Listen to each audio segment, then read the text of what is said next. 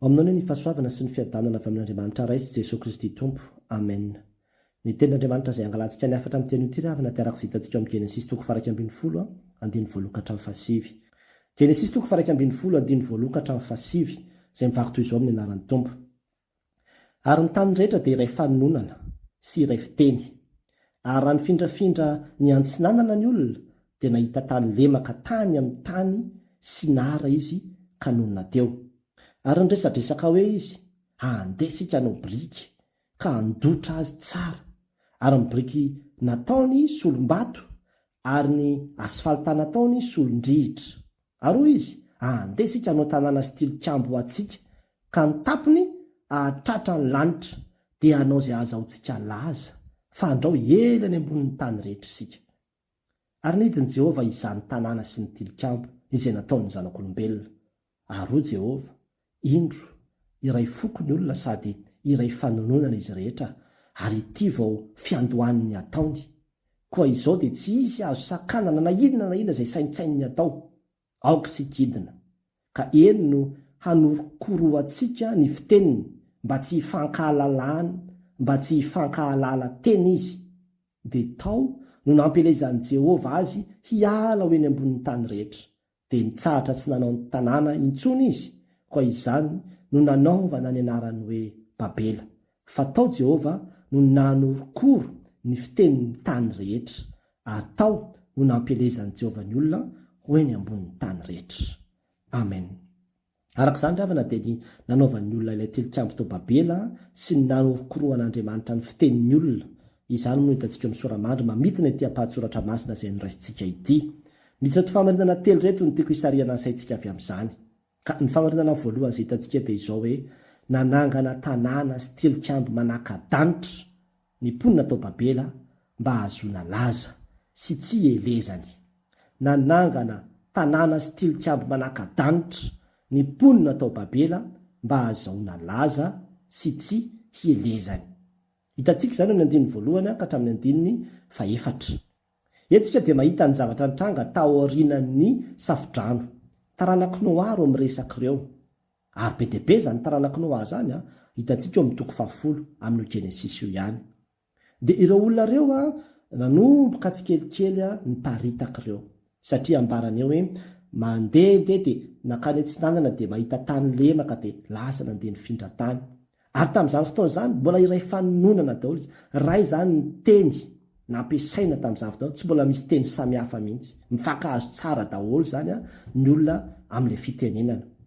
Dia izao ny zavatra nisy. Ny ray iny ireo olona ireo dia niresadresaka hoe ahoantsika ity, angamba toy izany mihitsy niresaka hoe ahoantsika ity, alohantsika mirahina, alohantsika tsy miparitadritaka izany fa mijanona daholo, ahoana ny atao atanteraka an'izany, andao ranga hanangana tanàntsika, tanàna tena ataontsika faran'izay tsara mihitsy mba hatamana ny olona dia asitsika tilikambo lava be ngeza be manaka-danitra mihitsy amin'izay ny olona tafapetraka eto, tamana eto ny olona mahita an'io tilikambo io. Ary izany moa mbola hita hatramin'izao izany miazakazaka ho an'ny Fransa ny olona ahita ny Tour Eiffel, miazakazaka ho an'ny Dubai ny olona ahita n'ilay trano avo be, miazakazaka ho an'ny Berlin ny olona ahita n'ilay toro avo be. Zay le maha-olombelona zay. Dia hoe raha mahita an'io zany le olona, raha tsara zany le tanàna dia misy an'io zao tsy hiparitaka ireo olona ireo. Ary zany mihitsy ny fanahiany zareo, satria zany ny tanjony anamboatra an'io trano sy tanàna tsara tarehibe io zareo fandraozy izy ela ny ambonin'ny tany rehetra isika. Tiany hoe firenena ray ihany zany, ny firenena rehetrarehetra zany dia olona firenena ray ihany, tokana ihany, tsy miparitaka zany fa mitambatra eo dia miangona eo dia atao tsara tarehy le vilona, dia amin'izay ny olona zany tafapetraka eo daholo. Fa tsy izany ihany ny tanjony fa tanjona koa ny hoe hahazahoantsika laza, hahazahoana laza ozy izy, te halaza zany zareo.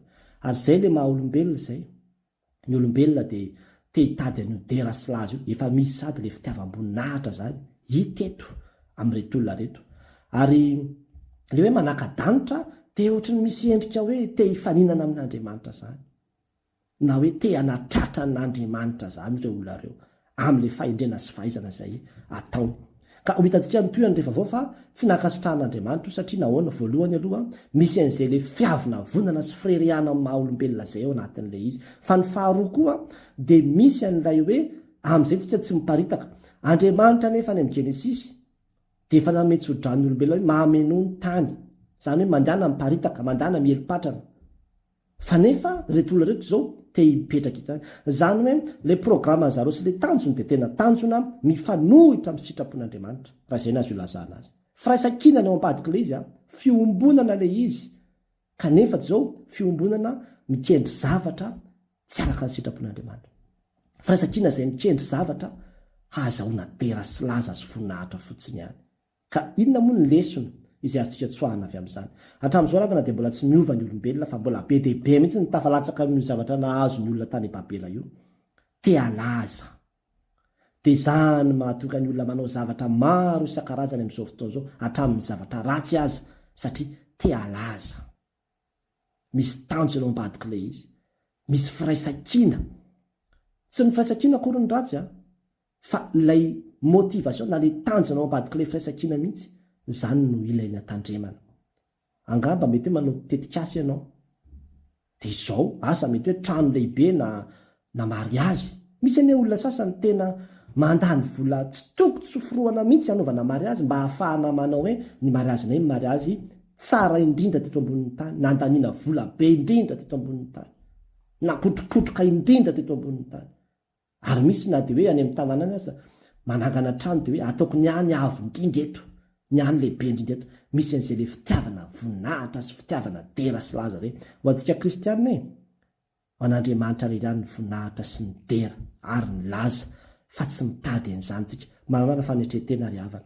Na dia ao fiangonana aza indray mampalelo ny zava-misy misy sampana tena manao zavatra goavana be mihitsy, fa ny ao ambadika Kristy izao te hiavaka amin'ilay sampana rehetra, te hiseho hoe zahay ny tena malaza, zahay ny tena sampana matanjaka ato anatin'ny fiangonana ato, izahay ny tena sampana mahavita zavatra tsara ato anatin'ny fiangonana ato. Dia misy firaisan-kina mihitsy zareo hanao an'io zavatra tsara fa zao zavatra entina hitadiavana dera sy laza le izy. Ka tsy mety zany, tsy mety amintsika kristianina zany, ary eto koa dia te hitarika antsika fa be dia be mihitsy ny fikambanana izay mila hitandremana, satria tena misy ny fitaomana ho amina fiaraha-mientana hanatratra tanjona iray ao anatina fikambanana maro, kanefa le tanjona indraindray mety manohitra ny sitrapon'Andriamanitra, dia mila mitandrina ao anatin'izany. Be dia be mihitsy ireo karazana fikambanana miafina, fikambanana maloto, izay tena hoe satanany ao ambadika, miray hina dia miombona dia mifanohana sy mifanampy. Toa misy firaisan-kina tokoa aloha ao ambadika, ary misy fanaovana asa soa mihitsy azy, kanefa rehefa jerevanao ny tanjona ao ambadika ao dia izao ny ampiroboroboana ireo karazana asa ny devolo maro isan-karazany. Moa tsy izany fa nitatsika eto, ireo karazana fahavetavetana isan-karazany, ary amin'izao fotoana izao be dia be mihitsy any amin'ny fivoriana raisam-pirenena izay hitambaran'ny olona maro ny ao ambadik'ilay fivoriana, nefa dia izao tena misy politika satana mihitsy, zavatra manohatra ny tenin'Andriamanitra ny dinianao mba hahafahana manatanteraka an'izany dia miombona sy mirahina ny olona. Itsika kristianina nambaran'ny tenin'Andriamanitra hoe aza miombona tamin'ny sasany os izy, fa tehirizy madio ny tenanao. Ary be dia be ny projet na tetikasa izay toa misy firaisan-kina nefa tena manohatra ny sitrapon'Andriamanitra, ka mila tandremantsika. Anankiray fotsiny izao aty a Berlin amin'izao fotoana izao, tsara ho fantatsika ihany ny zava-misy, fa malaza be moa ny resaka ecumenisme, ka dia hoe miaraka daholo ny fivavahana rehetrarehetra. Dia misy aty a Berlin amin'izao trano hatsangana, trano fiangonana le izy, ka ny anarany dia antsoina hoe House of One, izany hoe trano ho an'ny anankiray ihany. Dia ao anatin'io trano fiangonana io miara-mivavaka ao daholo zany na ny kristianina, na ny silamo, na ny jiosy. Fivavahana telo samihafa nefany anatina toerana anankiray miarahan'izy ireo manatanteraka an'izany. Dia izany tena misy famatsim-bola matanjaka mihitsy avy any Dubai hamatsiana an'izany toerana izany. Ohatrany hoe firaisan-kina nefa zao zavatra manohatra ny tenin'Andriamanitra. Tsy handeha hitondra ny kristianina handeha hikoaka amin'ny Andriamanitra hafa isika, na dia firaisan-kina aza no tanjona ao ambadika izany. Tsy izany mihitsy ny ambaran'ny tenin'Andriamanitra, tsy izany mihitsy ny ambaran'ny tenin'Andriamanitra, ka mila miomana sy mitandrina ny amin'izany tsika riavana. Ary atsarovako tantara tamin'izay nitondra fiangonana tany ambanivohitra be, nisy nanafika ilay tanàna kely anankiray izay, nisy dalo nanafika, dia matahotra ny olona ao tanàna. Dia inona ny ataony? Manakarama itony olona antsoina hoe jama. Le jama dia olona izay manompo sambo be, mpitaiza ody mihitsy, mpitazona ody mihitsy. Dia ireo olona ireo zany no asiana miaro ny tanàna amin'ny odiny, dia ireo natahorany jiolahy. Dia ireo olona ireo nefa karamain'ny fokon'olona, mitambatra sy mirahina zany nyfon'olona manakarama lafo be andreo isam-bolana sy miantoka ny sakafondreo dia ireo zany mimpiambina ny tanàna. Sahiran-tsaina amin'izay ary ilay kristianina hoe ahoana ny ataonay satria izay kristianina anakaraman'reto olona reto ve nefany tena fanahy satana mihitsy ny miasa ao anatiny, ny herin'ny maizina mihitsy ny miasa ao anatiny hiarovana ny tanàna dia ianao ve dia andray anjara amin'izany ho alan'ny olona rehetra nareo ny anarako ho tompo fa zay mahatratra ny farany any novonjena. Raha misy projet, raha misy tetikasa, raha misy fitaomana anao etseroa ka fitaomana ho any amin'ny faharatsiana, aza manatanteraka an'izany ianao. Fa tena be dia be mihitsy ny karazana firaisan-kina ny olona amin'izao fotoana izao nefa firaisan-kina ho amina zavatra ratsy ilay izy. Fitaomana anao amina zavatra tsy araka ny sitrapon'Andriamanitra ilay izy. Dia aleo mitandrina foana iandriavana eo anatrehan'izay zavatra izay. Ary izany mihitsy ny fanontaniana izay mipetraka amiko sy aminao hoe inona ny tanjonao ao ambadiky ny zavatra izay ataonao io na ao amin'ny fikambavana izay misy ianao io. Mitaonantsika ry havana arak'ilay tononkalo ny mpanompon'Andriamanitra iray hoe raha misy fitaomana anao izy tsainotsaino dia lanjalanjao, raha toa ka ratsy ny hafarany ialao fahazamakany. Raha tsy manana ny fanahy masina tsika, tsy manana ilay fanahy mamantatra hoe tena misy politika maloto ao ambadiko ity zavatra ity, ka noho izany aza mandeha amin'ny herin'ny tenanao fa angatao ny fanahy masina hanokatra ny sainao hampahafantatra anao hoe ohatrany tsy mety ty fimbonany ity, ohatrany tsy mety ty firaisan-kiny ity fa hitarika ho any amin'ny faharatsiany ity zavatra ity, hitarika ho any amin'ny fahadalàna sy fanoherana ny sitrapon'Andriamanitra ity. Ampahafantariny fanahy masina anao ary omenanao ny hery hialanao. Ny famarinana faharoa hitantsika koa nefa dia izao hoe iray foko sy fanononana ny olona koa tsy azo sakanana amin'izay zavatra tiany atao ho Jehova. Iray foko sy fanononana ny olona koa tsy ho azo sakanana amin'izay zavatra tiany atao ho Jehova. Hitantsika amin'ny andininy 5 sy 9 izany. Raha averina vakina toy izy manao hoe dia nidina Jehova izany tanàna sy ny tilikambo izay nataon'ny zanak'olombelona ary ho Jehova indro iray foko ny olona sady iray fanononana izy rehetra ary ity vao fiandohaniny ataony koa izao dia tsy izy azo sakanana na inona izay saintsaininy hatao. Etsy antsika dia mahita hoe nandeha ilay projet tena efa manangana ilay tanàna zareo efa tena miakatra zany ny tilikambo dia tao anatrehan'izany nidin'Andriamanitra, nidina tena zala izy mihitsy hoe ay ohatr'izao ny zavatra tena nanovan'reto ato, ay ohatr'izao ny zavatra tena ataon'reto ato. Dia ny zavatra hita dia izao hoe satria mandeha be zany lasa satria zareo ray foko iray fitenenana dia Andriamanitra tena resy lahatra mihitsy araka io teny eo amin'ny andininy 9 io, resy lahatra mihitsy Jehova hoe raha izao izy no mitoy satria mbola vao fiandohany zao zavatra ataony izao, vao fiandohany zao raha izao no mitoy tsy ho voasakany reto ninona zavatra tianreto atao satria tena mirahina be le fiteny iny mifankahazo tsara mihitsy dia tena tsy ho voasakany reto ninona zavatra tiany atao ao anatin'izany. Ka le hoe ninona zavatra saintsaininy atao mety ho tsara ilay izy mety ho ratsy ilay izy fa izao tsy ho voasakana mihitsy n'izany ireo olona roa. Andriamanitra no mitenen'izany, matanjaka be mihitsy izany io firaisan-kina io havitan-javatra goavana be izay tsy ho voasakana mihitsy. Izany ny ambaran'ny tenin'Andriamanitra eto. Ka inona moa ny lesona izay azontsika tsoahana avy amin'izany? Ny firaisan-kina ho ny tôly no hery, fa hery maninona moa? Hery havitan-javatra, zavatra faran'izay tsara fa nefa mety ho zavatra faran'izay ratsy koa. Ary izay no mila hitandremantsika satria miasa mafy Satana mamodika ny firaisan-kina ny mino mba tsy havitany zavatra tsara ary mampiroborobo ny karazana firaisan-kina tsy araka ny sitrapon'Andriamanitra mba hampiroborobo ny zavatra farany ratsy. Ka ny dikan'izany dia izao mandray an'io tenin'Andriamanitra io sika amin'ny lafiny hoe ampiasaina ny firaisan-kina ahavitana zavatra farany tsara fa tsy hanaovana zavatra farany ratsy. Ohatra fotsiny izao ny mpivady. Ny mpivady zany dia tokony hampiasa an'izany firaisan-kina izany fa rehefa tena miombina neravana ny mpivady dia tena hoe amin'ny fitezahana, amin'ny fanaovana fanorenana mahavita zavatra ary tena tsy voasakana mihitsy rehefa tena miombina ny mpivady. Ary zany mahatonga Satana manimba mandrakarivo ny firaisan'ny mpivady io mba tsy hahatonga ny hoe tsisy zavatra miangana mihitsy. Fa io firaisan-kina ny mpivady io koa lasa mety handeha any amin'ny faharatsiana raha vao tsy mitandrina. Misy mpivady tena mirahina mihitsy manao adalàna dia miara manao an'izao zavatra faharatsiana rehetrarehetra izy mivady mirahina tsara mihitsy. Ka tsy mety koa zany, tsy mety koa zany. Dia tahaka izany koa eo amin'ny fianakaviana, ny firaisan-kina ny fianakaviana dia afaka tena hoe rehefa tena mipetraka izany tafita daholo, tena misy fifanoanana sy fifanampianao mahatanjaka be, tsy voasakanao mihitsy ny taranaka sy ny fianakaviana zay mirahina zany raha tena hoe ampiasainy amin'ny fahatsarana l izy, ary zany nambaran'Andriamanitra zany, ary zany ny tokony ampiasaintsika le firaisakina. Kanefa koa rehefa mirahina miratsy koa ny fianakaviana, lasa miara mandeha manompo sampy, miara mandeha manao an'ity zavatra rehetra ity, dia lasa tsy mety koa izy amin'izay fotoana izay. Ka itsika kristianina dia mahamantatra sady mandinika fa tsy miara-miombonao tamin'ny sasantsika fa tehirizina madio ny tenantsika any amin'ny firaisakina anaovana zavatra tsara, any no misy atsika. Ary indrindrandrindra moa zany zao raha ao anatin'ny fiangonana, avy tanjavatra ny ravina rehefa ny fiangonana no tena mirahina, tena avy tanjavatra. Hitantsika angamba indray ny tamin'ny fahitalavitra hoe ny sinoa ao anatin'ny herinandro dia mahavita hôpitaly, mirahina ka. Olona marobe miara-miasa mahavita hôpitaly ao anatin'ny herinandro. Ary rehefa tena mirahina ny olona, na ny bomba nucléaire raha vitany,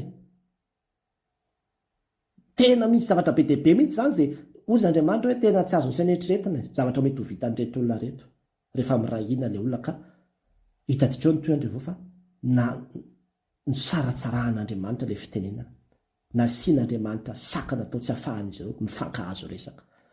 Ka ao anatin'ny fiangonanao mahavita zavatra tsika rehefa tena mirahina. Zany no tokony angatahantsika foana mba hisian'ny fiombonana ao anatin'ny fiangonana, mba hisian'ny fifankatiavana ao anatin'ny fiangonana, ahafahantsika tena manao zavatra lavitra. Rehefa tena miray ny kristianina ka tena resy anena dia resy tositra anena dia ny fivavahan-diso ary, resy tositra anena dia ny fivavahan-drazana azy.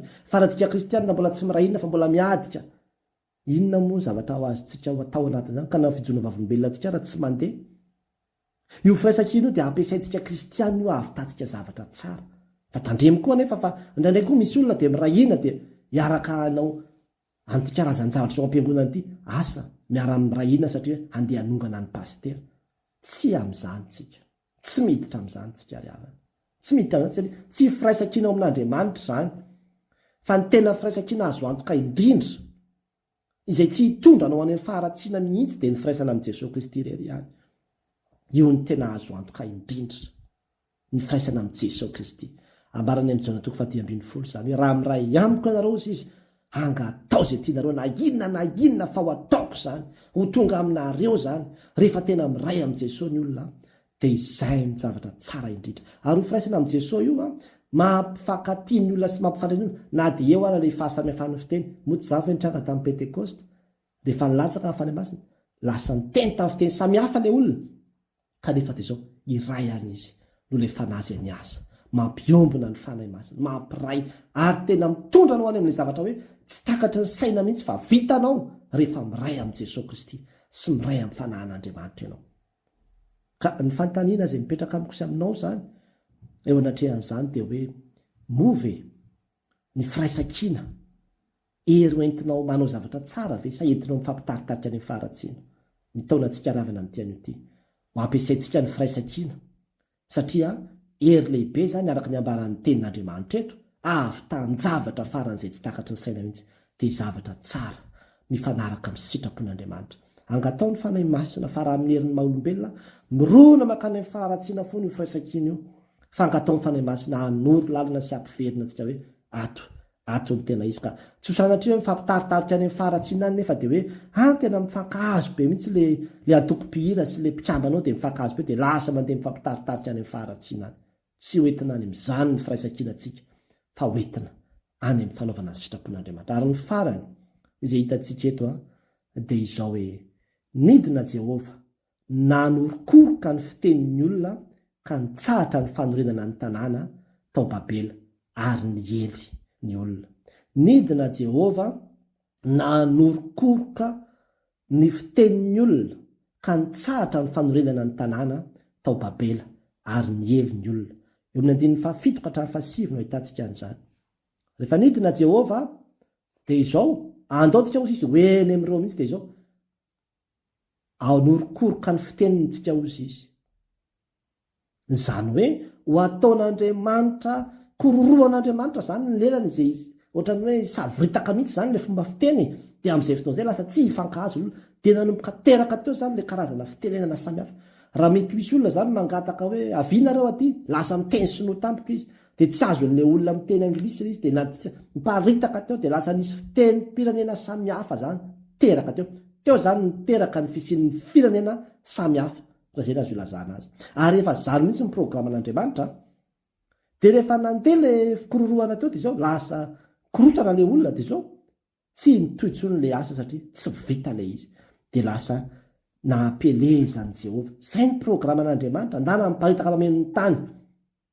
Zay ny programany dia nampelezany Jehova dia lasa niely le olona satria zay ny tanjon'Andriamanitra zay. Ny tanjon'ireo dia iombina eo amin'ny toerana raha io ihany fa ny tanjon'Andriamanitra zao niparitahany olona mameno ny tany mihitsy satria tany no nataony ho an'ny olombelona rehetra fa tsy hoe toerana anankiray kely fotsiny dia niparitaka ihany.